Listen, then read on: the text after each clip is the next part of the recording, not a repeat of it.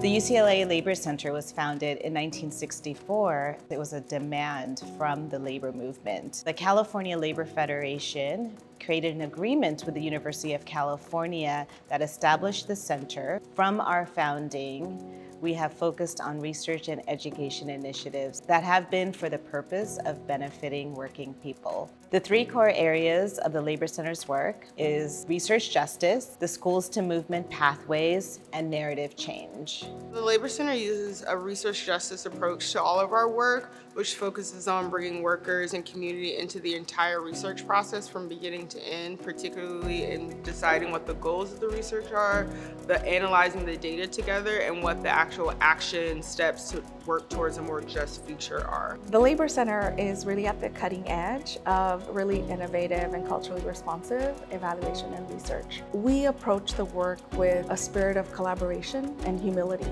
really centering the experiences of individuals and workers most impacted by programs, by policies, by systems in our research and evaluation approach, and in the shared learnings that emerge from our work together. Back in the day, in 2007, wage theft wasn't a concept, it wasn't a term. Instead, we called it wage and hour violations. Our data plus our messaging and our narrative has helped to reframe a concept that is as dry as wage and hour violations to become a story, a narrative that visibilizes this experience for being a low-wage worker in LA. That's central to how the Labor Center functions, providing the data and providing the narrative, the political education, and the testimony. The School to Movement pathway is a priority of the UCLA Labor Center. We have a handful of programs that are focused on building and training the next generation of labor leaders here in Los Angeles and honestly across the nation. I'm a direct product of the School to Movement pathway. I was an undergraduate at UCLA and I took my first labor studies class, and it changed my life. It opened up a door of career opportunities that I never knew existed. And from being a student at UCLA and graduating from labor studies, I now work at the Labor Center, and I get to continue some of the work that I was doing as a student activist, but now as my role here within the Labor Center as a community education specialist.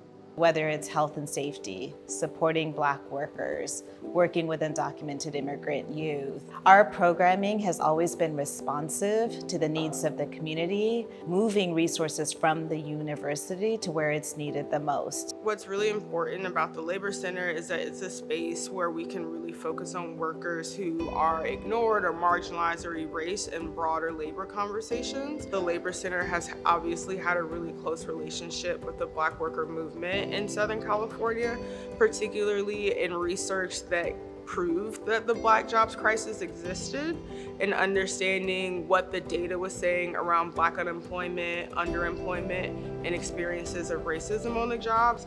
And the Labor Center has served a really important role of defining and giving language to the experiences of Black workers. At the Labor Center, we uplift the fight for immigrant rights and our fight for worker rights because we know that our struggles are interlinked. The Dream Resource Center was founded after the US Senate failed to pass the DREAM Act in 2010, and there was a need for a safe space where immigrant leaders can come and enact change in their community. Through the Dream Resource Center, we were able to launch the Dream Summer Fellowship Program, which has provided over 900 fellowship opportunities for immigrant youth across the nation.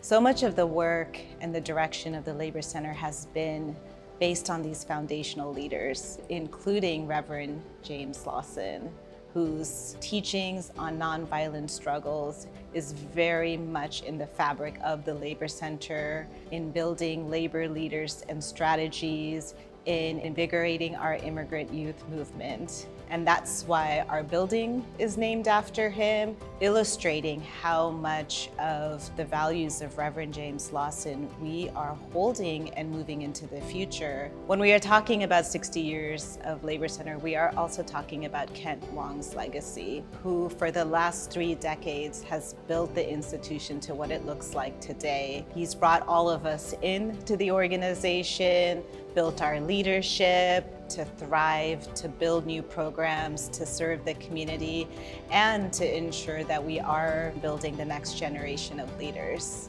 At the Labor Center, we know that young people are at the forefront of change, and so it is important through all of our programs to provide space for young people to be leaders within this movement. We make sure that young people get to learn from our trainings and our leaders that we invite, but also get to reflect upon their own journey and what brought them to the labor movement. In 60 years, every worker in California is going to have a union or have some kind of organization in their workplace to exercise democratic power. In that 60 years, we will provide the data and the research. We will provide leaders through our student pipeline, and ultimately there will be a local labor center at every publicly owned university able to provide that kind of research and information to support workers in improving their lives.